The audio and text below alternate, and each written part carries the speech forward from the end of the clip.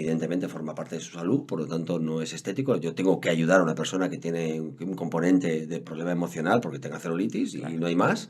Y a partir de ahí entré en el mundo de la celulitis a averiguar qué era qué realmente era el proceso fisiopatológico y cómo desde el ejercicio físico podemos ayudar. Y fíjate, la celulitis en principio, la palabra itis, el sufijo itis muchas veces se refiere a inflamación, ¿no?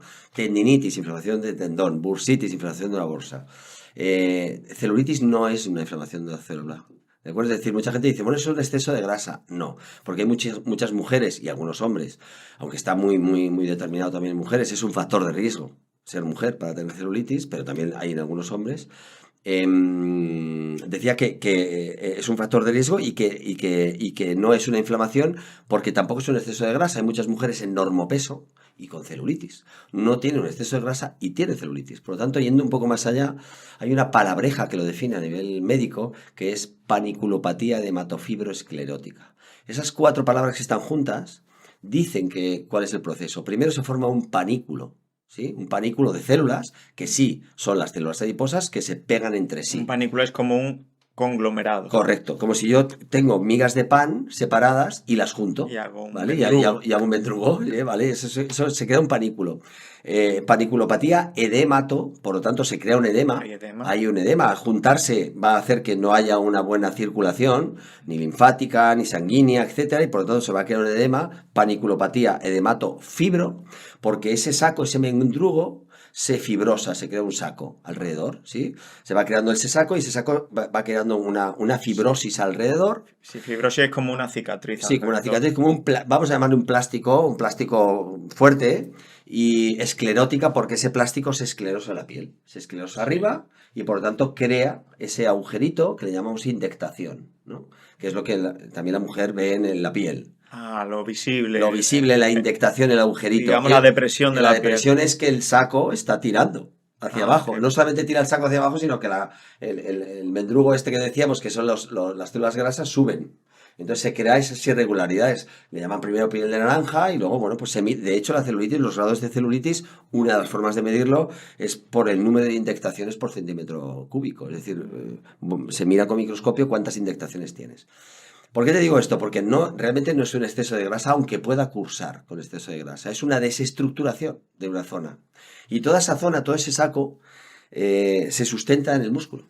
Debajo tenemos un músculo. ¿Qué ocurre? Que la mayoría de veces se producen estas zonas celulíticas en musculatura débil o en musculatura inhibida, no débil, inhibida. Por ejemplo, en la mujer suele ser en el glúteo mayor, en la zona trocantérea, es decir, la zona de la cadera, la zona de encima de la rodilla, que es muy molesta también en mujeres pues porque no se pueden poner falda porque se empieza a ver la celulitis ahí. Entonces suele estar esa zona celulítica encima de una musculatura inhibida. ¿Qué papel tenemos desde el ejercicio? Como un tratamiento multidisciplinar, donde tienen que estar dietistas, nutricionistas, médicos, etc. Darle fuerza a ese suelo. Si yo le doy fuerza a ese suelo, ese saco no va a flotar tanto, no va a notarse tanto cuando camina, por ejemplo, la mujer no se va a notar tanto, ¿sí? Entonces, de hecho, dentro de ese edema hay un componente que se llama mucina, que es un gel que atrae agua.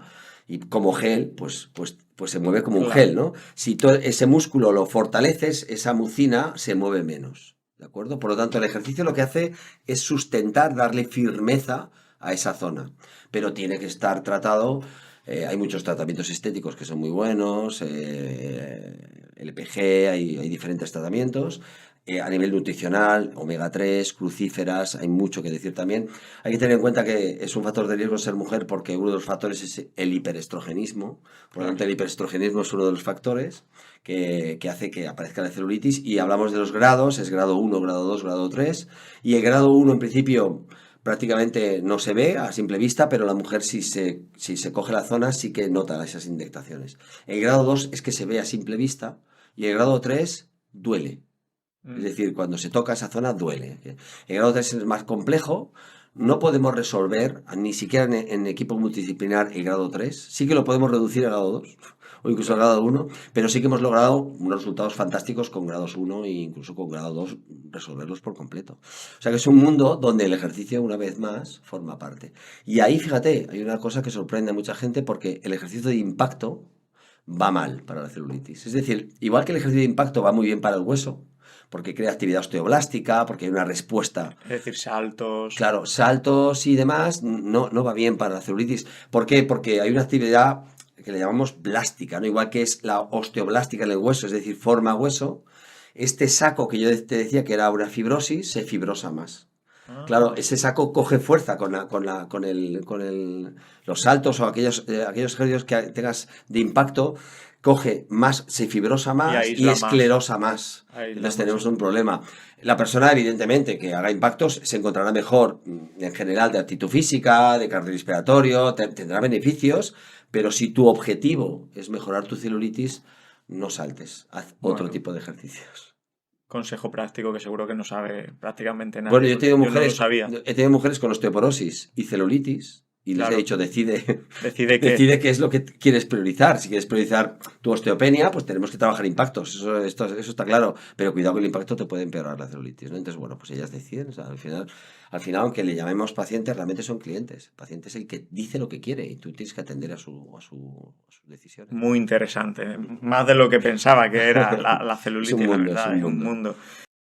Peso muerto. Un Hemos ido a otro lado, ¿eh? Un ejercicio, bueno, un ejercicio totalmente cotidiano en cualquier gimnasio, ¿no? Sí.